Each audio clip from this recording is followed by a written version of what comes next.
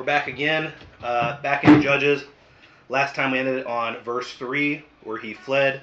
Jephthah fled and settled in the land of Tob, where a gang of scoundrels gathered around him and followed him.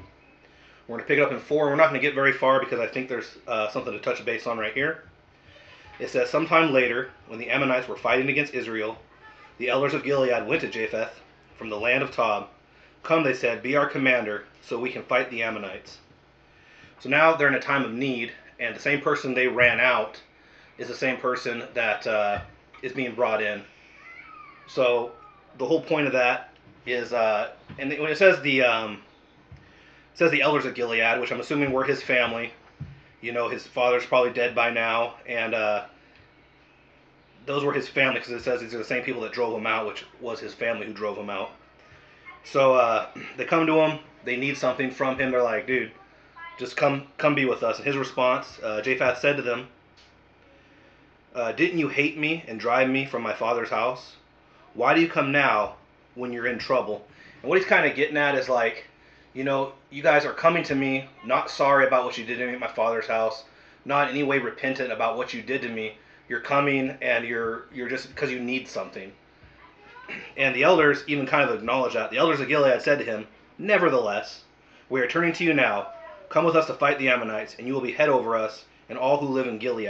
And it's like, when it says nevertheless, it always kind of like makes me cringe for a second, because it's like, man, they're acknowledging that. Yeah, wait, yeah, we get it. We hurt you, but yeah, we need you now. Yeah, and that's it kind of makes me cringe when I read that, just because, you know, they're acknowledging they're doing wrong. And it's like, the Bible has a lot of weird stories that are hard to pick through when you're not paying attention to them. You can look at them at a first glance and be like, that's just odd. But there's lessons in there. And this is, you know, there's a part in the Bible, it was Amos, had to marry a prostitute. The Lord commanded him to marry a prostitute because he wanted him to understand what spiritual infidelity looked like in his marriage. So he was married to this prostitute, she left and, you know, went behind his back, cheated on him, and went back to her old life. He wanted a picture for Israel to look at. This is what it's like. And this is another thing is you got to understand is Israel all the time came to God like this, like, well, Lord, we need you again. We're not really sorry that we prostitute ourselves to idols and that we did all these things you told us not to, but we really, really need you right now. And this is what's happening to him. It's kind of like, I sometimes think how we treat God a lot of times. It's like we can get so distant from God, and all of a sudden something hits our lives. We're like, yep, we need to get close to God again. We need to, and that's kind of, it sucks. It's like the cosmic candy machine, you know. If you did that to your wife, you know, every time you just needed something, you get in a huge argument, you're not really sorry, but you really need her to do whatever you need her to do, so you're like, you know what, I need you to do this. I'm kind of sorry I did this, you know. And there's, your whole heart's not in it, and Gilead's picking up on that. Not Gilead, Jephthah is picking up in that with there, and they're even acknowledging it. Nevertheless, we need you, dude. So Jephthah answered, suppose you take me back to fight the Ammonites, and the Lord gives me to them. Will I really be your head? And this gives us another picture into Jephthah's character. I think it's cool because not only does he acknowledge that he understands how they're coming to him.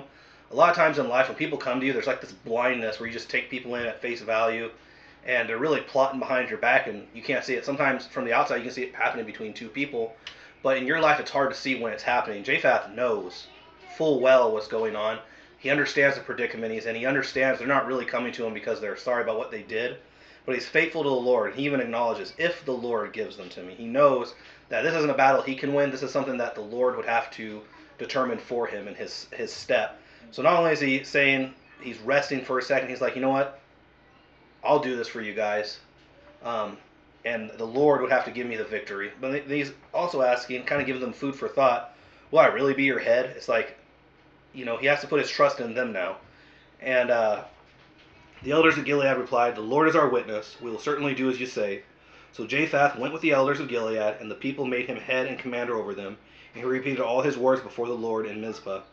So he goes before the Lord in Mizpah. He's made king. They stick to their side of the bargain first. And basically what this is telling us in these few verses is like, you know, our heart is important, and God looks at our heart. It's like a repentant heart. You know, I don't want to treat God like the cosmic candy machine. I don't want to treat God like he's just there when I need him, and when I don't need him, life is going fine. I can find something else. And I think that a lot of people do that, and I'm guilty of it myself. I'm not innocent of it. I do it all the time. I've said in a previous video that, one of my first signs I'm kind of drifting from the Lord is the music I listen to. I start being like, yeah, I don't want to listen to this song. I'm gonna listen to something that kind of perks me up specifically. And it sometimes leads me down a spiral, and like I know the signs of when I'm drifting from God, but I don't ever like acknowledge it fast enough before it causes some damage in my life or causes me to stress. And I'm very thankful that God is gentle with me and calm. And even going back to the story of when I think it was Amos, married the prostitute, when God told him, take her to the desert, and like he takes her to the desert, we're reading in anticipation, like, oh, what's he going to do to her in the desert? He's all alone, beat her with a rod. What's he going to do with her since she prostituted behind his back and left him after he saved her from all that? And God basically said, talk to her gently and love her. And that's what he did in the desert. And that's what God does with us a lot of the time. And the way Jephthah went to these people, it's like he's not lording it over them what they did to him.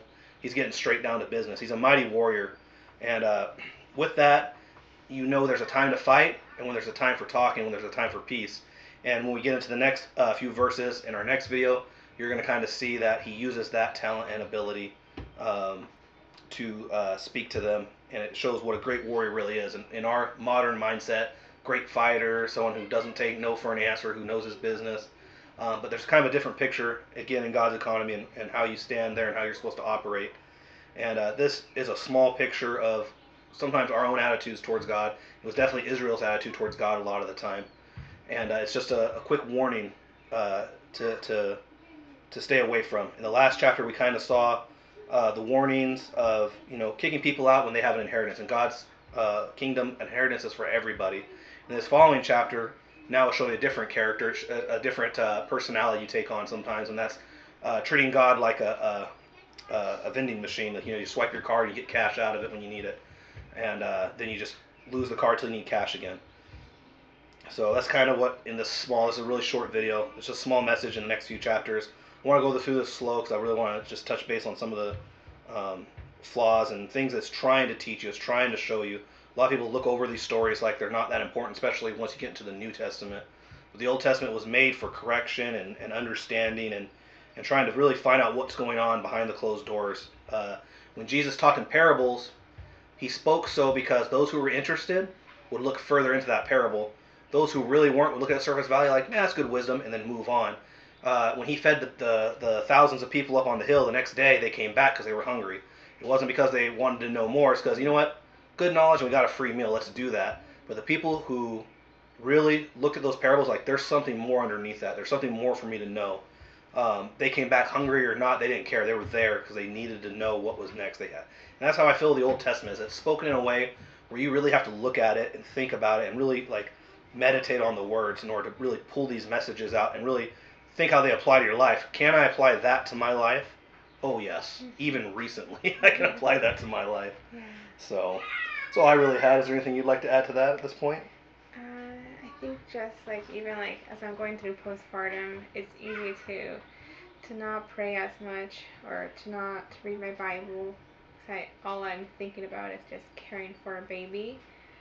But I think in those times, even more, I need to go to God more, because He will balance everything out in my mind and my caring for a baby and everything. I don't know. You might straighten her husband out too. There's a lot of things I could probably work on. That God's knocking on my head. Hey Nolan, by the way, here's your wife. She's taking care of a baby over there. Get off the video games. But anyway, that's just kind of the message for today. I hope everyone's having a great day. Christmas was yesterday. I hope everyone had a Merry Christmas. We're just throwing this together, trying to get back in the groove of this and trying to share how we're walking with God right now in our lives and through our own struggles. And hopefully this helps somebody out. So everyone have a blessed day and take it easy.